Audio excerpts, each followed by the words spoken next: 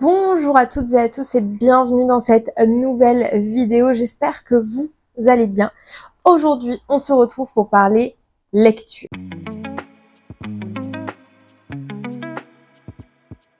J'ai décidé, après de nombreuses réflexions avec moi-même, de vous faire des vidéos lecture un petit peu au gré du vent. Au début, je voulais vraiment être carrée. Moi, je suis un petit peu psychorigide sur les bords et du coup, j'étais en train de me dire tous les premiers mercredis de tel mois, je dois faire une vidéo sur mes bilans lecture et tout ça et tout ça. Et en fait, je me suis dit que c'était trop contraignant. Il y a des mois où j'aurais peut-être pas le temps. Pardon. Je vérifie parce qu'il y a des bougies derrière moi et j'ai peur de mettre le feu avec mes petits cheveux. Donc, on est parti pour une nouvelle vidéo. La dernière que j'ai faite en date, je vous la mettrai dans la barre d'infos. Mais il s'agit là de vidéos lecture où je vous parle de mes bilans lecture et où ensuite je vous présente ma pile à lire. Il y a des petits changements depuis que je me suis remise à la lecture au mois d'août. Je me suis inscrite à la médiathèque de ma ville, ce qui veut dire qu'il y a pas mal de livres qui sont sur ma pile à lire mais que je n'achèterai pas. Tout simplement parce que je n'ai pas forcément le budget. Il y a aussi une autre chose à savoir, c'est que deux livres que je vais vous présenter là, je ne les ai pas encore parce que je viens d'apprendre qu'ils ont été réceptionnés par mon magasin, par ma librairie. Je les ai commandés et ils sont arrivés, donc j'ai hâte d'aller les récupérer, mais je les ai pas encore à ma possession. Pour commencer, bilan lecture. On est parti, donc mon petit cahier de lecture, mon petit journal de lecture.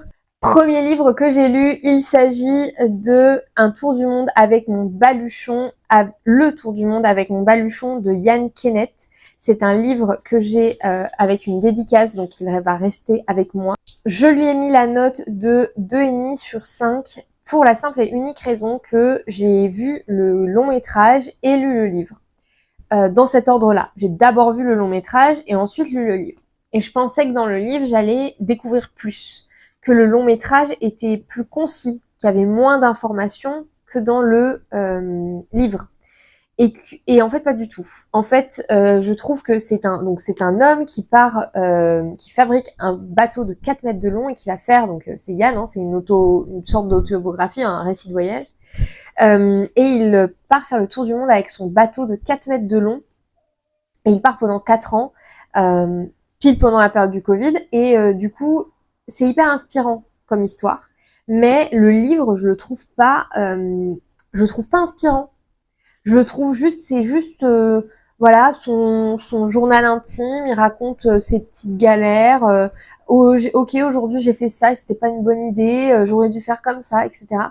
Mais il y a pas, ça nous fait pas voyager. Il y a pas de, je sais pas. Il manque un truc. En tout cas, j'ai trouvé qu'il manquait un truc dans ce roman, donc je l'ai pas trop aimé, enfin ce livre. Autre livre que je n'ai pas en ma possession et que j'ai lu au mois d'août, il s'agit de Secrets de guérisseuse de Lila Riouri. Je lui ai mis 4 sur 5, c'était un très bon livre. Alors c'est pas du tout un roman, c'est plutôt dans la catégorie développement personnel. Il s'agit tout simplement du récit et de conseils pratiques de la part de Lila, qui va nous expliquer comment devenir une guérisseuse, ou en tout cas quels sont les outils, les exercices, les pratiques qu'on peut ou devrait avoir pour être guérisseuse. C'est très très sympa. J'ai pris énormément de captures d'écran, enfin de photos de pages pour pouvoir le retranscrire et réutiliser les conseils, etc. Mais à part ça, le seul point négatif que j'ai à dire à ce livre, et c'est pour ça que j'ai mis 4 sur 5 et pas 5 sur 5, c'est qu'elle parle beaucoup de Dieu et de Jésus dans ses conseils, son récit, etc. Et je n'ai pas acheté ce livre pour avoir des conseils d'ordre religieux. Et donc, le début du livre m'a un peu bloquée par rapport à ça, jusqu'à ce que je comprenne qu'en fait, on n'était pas du tout sur de la religion, mais uniquement des conseils, et que après, au milieu du livre, elle explique que Dieu, ce n'est pas Dieu tel qu'on l'entend en tant que judéo-chrétien, mais plutôt un Dieu universel.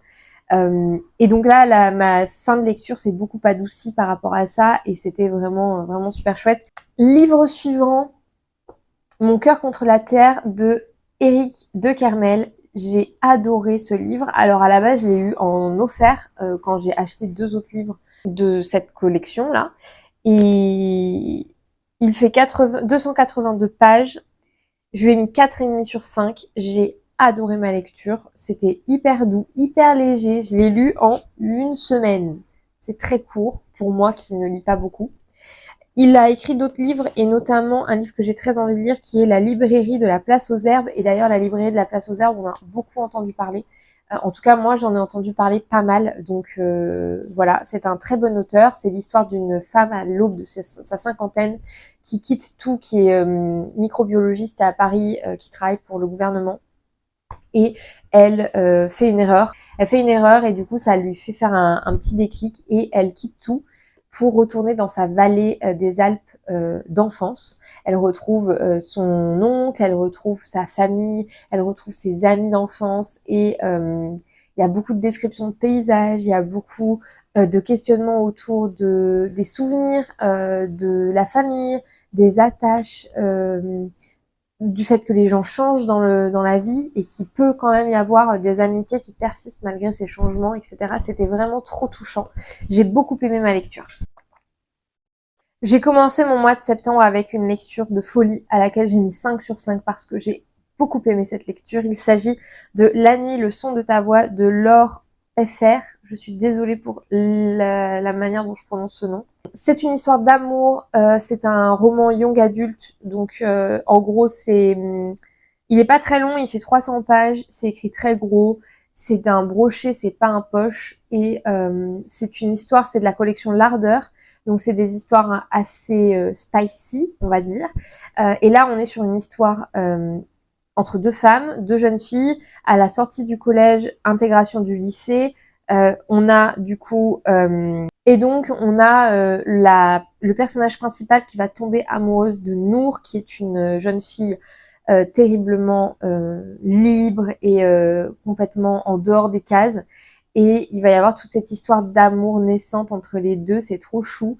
Et j'ai beaucoup aimé cette histoire. C'était la première fois depuis très très longtemps que je continuais de lire en me disant « faut vraiment que j'aille dormir, il est tard » et à continuer de lire parce que je veux savoir la suite. Ensuite, on passe au tout autre opposé avec un livre vraiment ma plus grosse déception. Je ne l'ai pas terminé, pour vous dire. Il s'agit de « Il suffit parfois d'un signe » de Anne Tuffigo, à peu près 500 pages.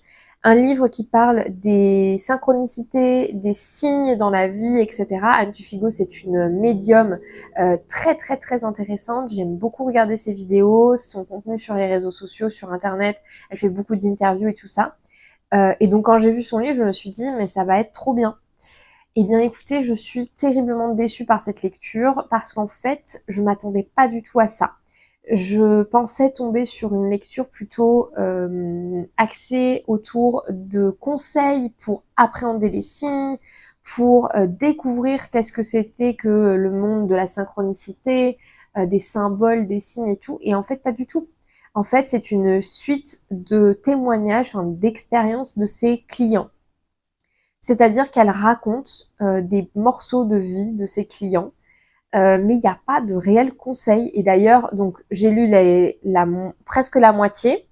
Et puis je commençais à me dire mais c'est pas possible, je n'arrive pas, je n'accroche pas du tout. Et donc je me suis dit que j'allais feuilleter un petit paquet de pages et essayer de lire plus loin, voir sur un autre chapitre, peut-être que ça allait être un petit peu différent. Et ça ne changeait rien. Donc je suis allée à la conclusion et j'ai lu la conclusion du livre. Et en fait, dans la conclusion, elle le dit. Elle le dit, voilà, ce livre regroupe des témoignages de mes clients et j'espère qu'il vous aura fait vous rendre compte que les signes sont importants à voir.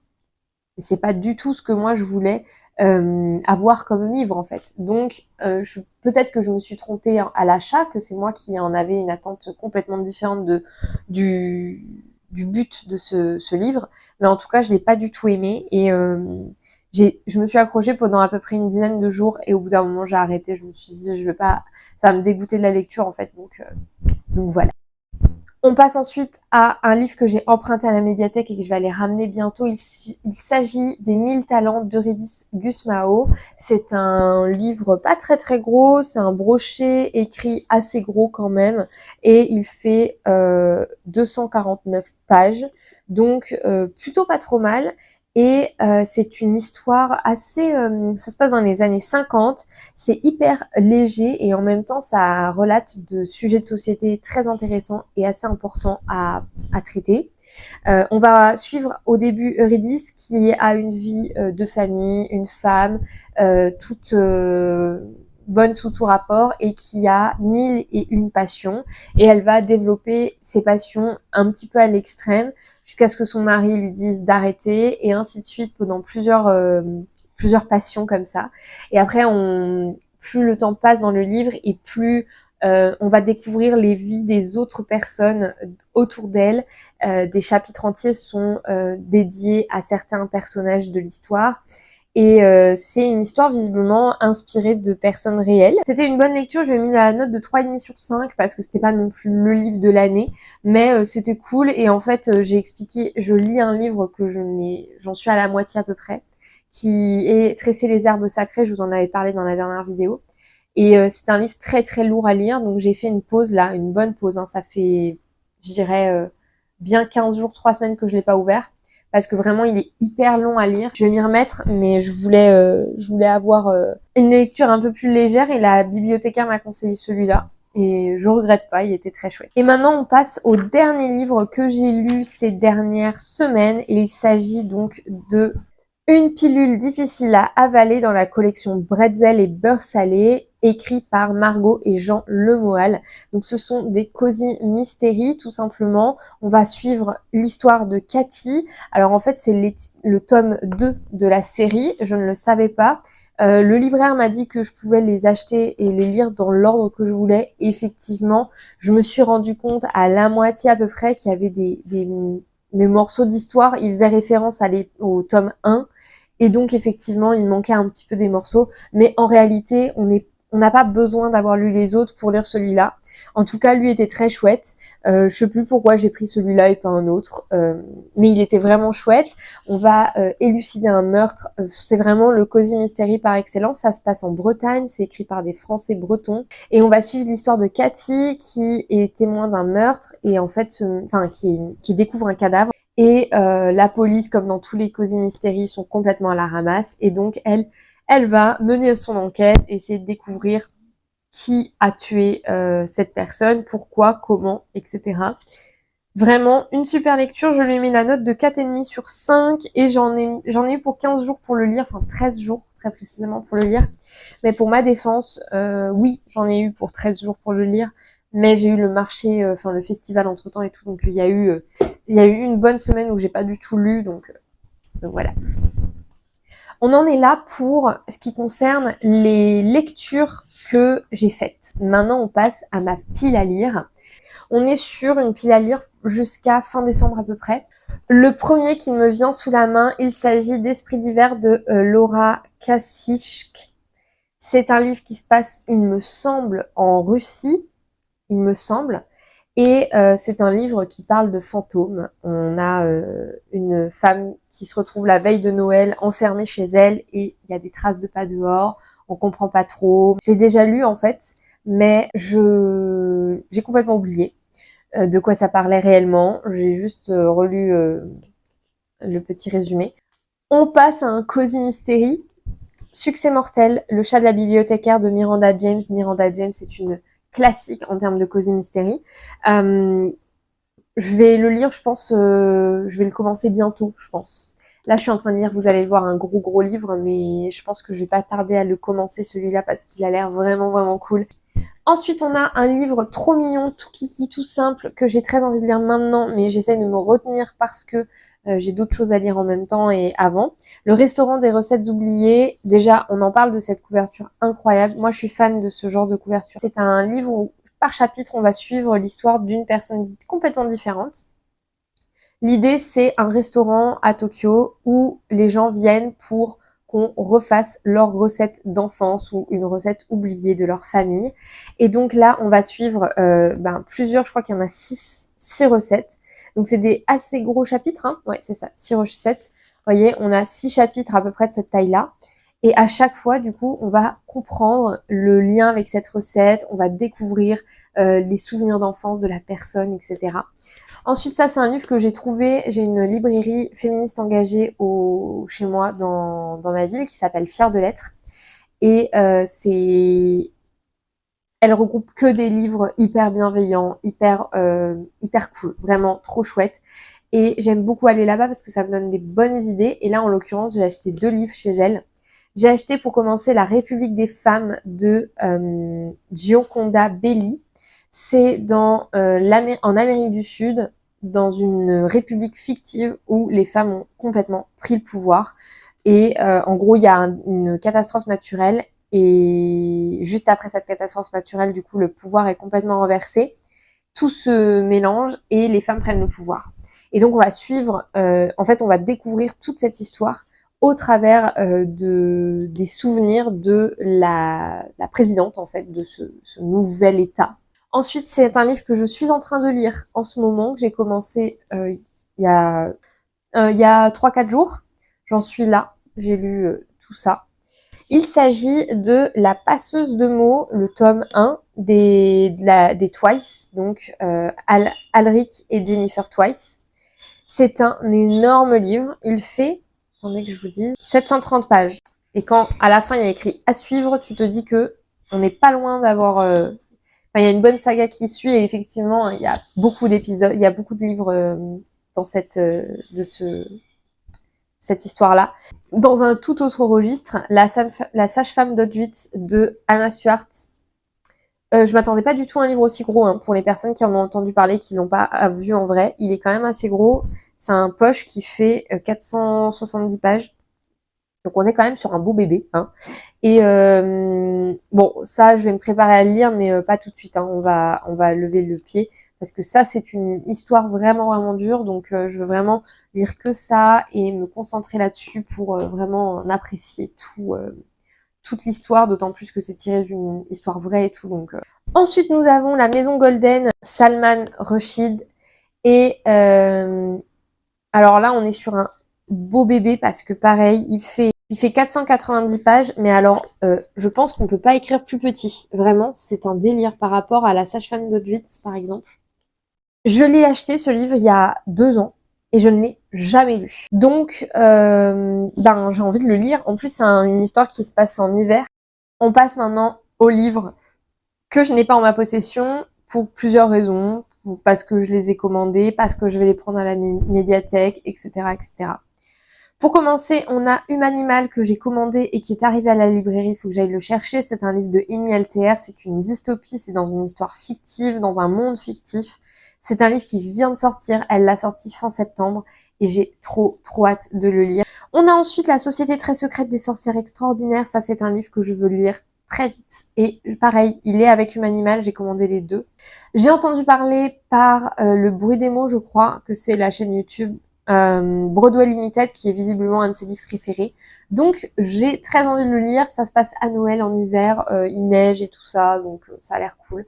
La rue qui nous sépare, ça c'est un petit livre très touchant. C'est une histoire d'amour entre un SDF et une jeune femme qui habite dans l'immeuble en face de là où le SDF squatte tous les jours. Et il y a cette histoire d'amour un peu impossible entre ces 2 personnages. Ça a l'air trop bien. Rendez-vous au Cupcake Café et Cupcake Café sous la neige. Ces 2-là, ils sont à ma médiathèque, donc je vais les emprunter à la médiathèque. Et ça va être des lectures parfaites pour novembre, décembre, franchement, ou même décembre, janvier. Trop chouette. On a ensuite 19 bis boulevard Montmartre. Ça, pareil, petite histoire, toute légère, toute mignonne. Ça a l'air trop bien. Et pour terminer, une grosse lecture que j'ai très envie de lire, mais que je vais me retenir parce que c'est un énorme pavé aussi. Et il fait partie, voilà, je sais pas si j'aurai le temps de tout lire pendant octobre, novembre, décembre. On a Le mystère de la maison aux 3 ormes de Musso, je crois que c'est. Ouais, je crois que c'est Guillaume Musso, de mémoire. Je suis pas sûre, je dis peut-être une bêtise. Et il s'agit d'une histoire un petit peu horreur, policier, meurtre, tout ça. Et moi, j'adore ça. Voilà un petit peu pour mes lectures passées et mes lectures futures. Et j'aimerais vous faire travailler en commentaire. J'aimerais que vous me disiez quel est le livre que vous êtes en train de lire en ce moment. Et aussi quel est parmi tous les livres que je vous ai nommés, que ça soit les livres que j'ai déjà lus ou les livres que je vais lire. quels sont ceux qui vous donnent, quel est le livre qui vous donne envie et celui que je vais peut-être vous faire acheter dans les prochaines semaines. Dites-moi tout, j'ai envie de vous lire et d'échanger avec vous autour de la lecture dans les commentaires, ça me ferait très plaisir. On se retrouve la semaine prochaine pour une nouvelle vidéo.